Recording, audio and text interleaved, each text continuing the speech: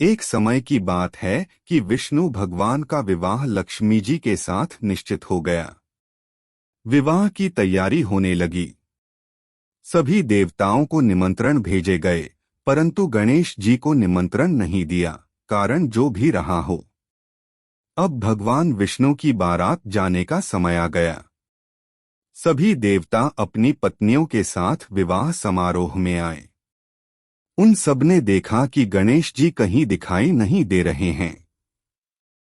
तब वे आपस में चर्चा करने लगे कि क्या गणेश जी को नहीं न्योता है, या स्वयं गणेश जी ही नहीं आए हैं। सभी को इस बात पर आश्चर्य होने लगा। तभी सबने विचार किया कि विष्णु भगवान से ही इसका कारण पूछा जाए।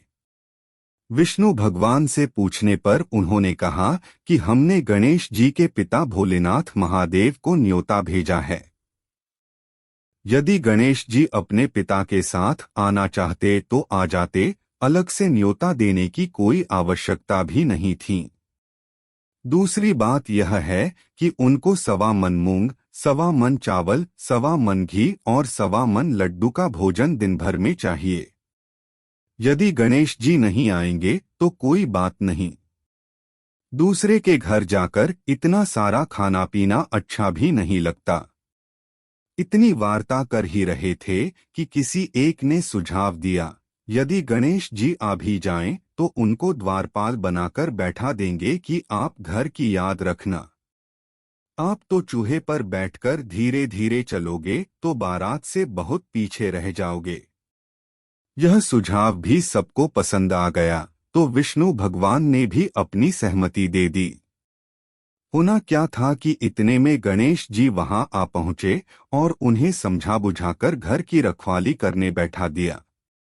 बारात चल दी। तब नारद जी ने देखा कि गणेश जी तो दरवाजे पर ही बैठे हुए हैं, तो वे गणेश जी के पास गए और रुकने का कारण पूछा। गणेश जी कहने लगे कि विष्णु भगवान ने मेरा बहुत अपमान किया है।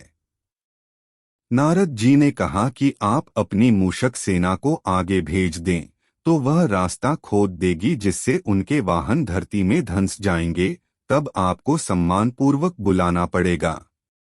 अब तो गणेश जी ने अपनी मूषक सेना जल्दी से आगे भेज दी और सेना ने जमीन पोली कर दी।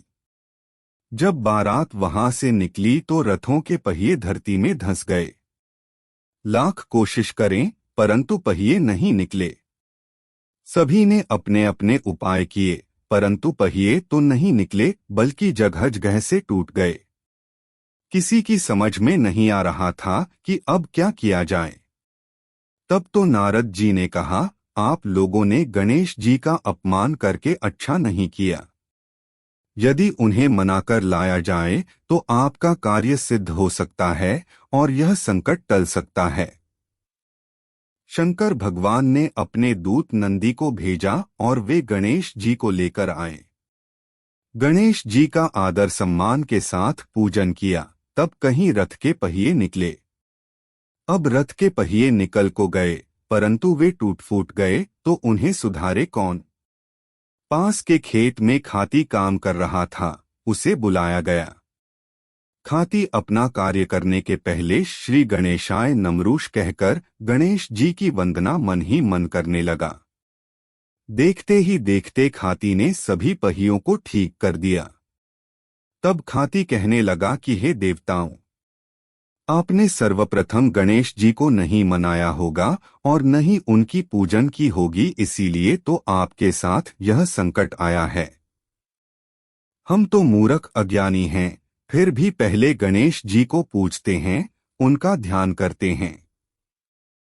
आप लोग तो देवतागण हैं, फिर भी आप गणेश जी को कैसे भूल गए। अब आप लोग भगवान श्री गणेश जी की जय बोलकर जाएं, तो आपके सब काम बन जाएंगे और कोई संकट भी नहीं आएगा। ऐसा कहते हुए बारात वहां से चल दी और विष्णु भगवान का लक्ष्मी जी के साथ विवाह संपन्न करा के सभी सकुशल घर लौट आए। हे गणेश जी महाराज, आपने विष्णु जी के जिस प्रकार कार्य किए वैसे ही हमारे भी करना। बोलो गजानन भगवान की जय।